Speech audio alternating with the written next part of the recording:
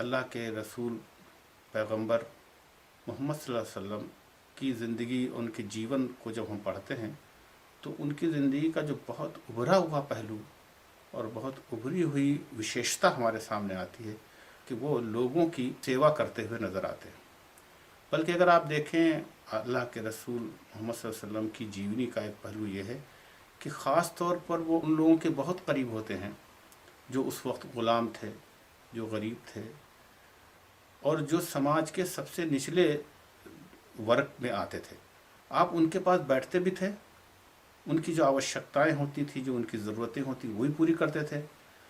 और ये तक हुआ है, आप जानते हैं कि अल्लाह के रसूल ईश्वर के दूत थे और इतने बड़े आदमी थे, उसके बावजूद वो बाज़ारों में जाते थे।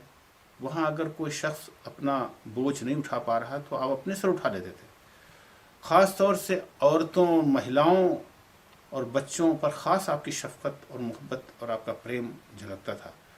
तो इंसान की जो बुनियादी सिफ़त एक मोमिन की और ईमान लाने की सिफ़त बयान हुई है कि वो जन सेवा में लगा रहता है। इंसानों की सेवा उसका बहुत बुनियादी सिफ़त मानी जाती है।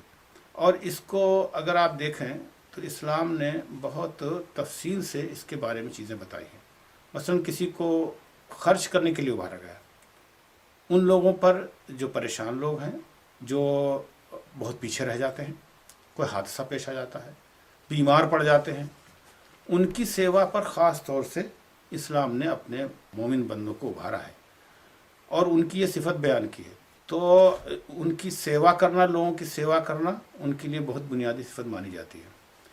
इबादत, आप जानते हैं हमारे यहाँ इस्लाम में इबादत का एक तस्वुर है कि लोग नमाज़ पढ़ते हैं, रोज़ा रखते हैं, लेकिन इबादत का एक बड़ा कंसेप्ट जो कुरान करीम में हमें मिलता है वो यह है कि भूखों को खाना खिलाना, मरीज़ को देखने जाना और अगर कोई तकलीफ़ में है तो उसको अच्छे मशवरे देना, ये सब उसके दायरे में आता है।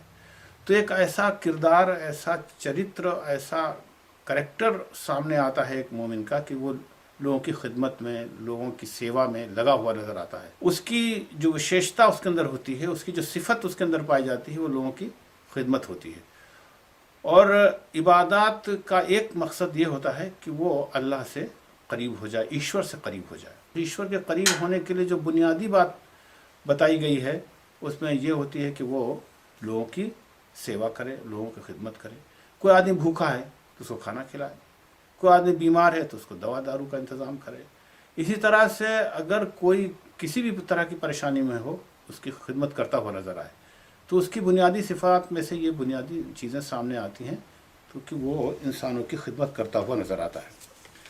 तो मैं अर्ज़ कर रहा था कि ये जो दुनिया में ईश दूत आए हैं, तो ईश दूत की जीवनी को देखेंगे तो आप ये पाएंगे कि वहाँ आदमी को अखलाक पर और किरदार पर बहुत ज़ोर दिया गया है।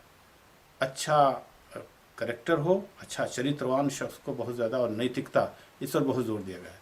लेकिन नैतिकता के लिए बहुत ज़रूरी है कि आदमी लोगों के काम आने का जज्बा उसके अंदर पैदा हो, तभी उसको अच्छे अखलाक का माना जाता है।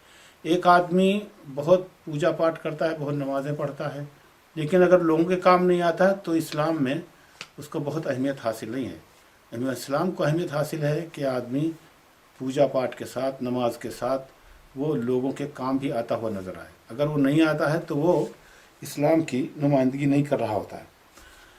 आपको ये मालूम है कि जन सेवा करने के लिए आमतौर से लोग समझते हैं कि, और इंसानों की खिदमत करने के लिए ज़रूरी समझते हैं कि उसके पास बहुत दौलत हो तो लोगों को दे दे।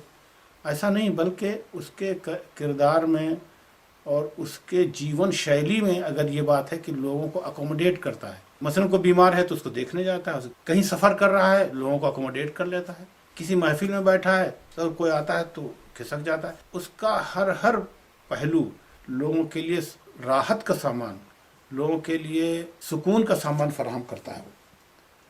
अब किसी ने अगर आपसे कर्ज ले लिया तो कुछ कर्ज में मोहलत दे देता है, उसको उस तरह से नहीं झिड़कता है।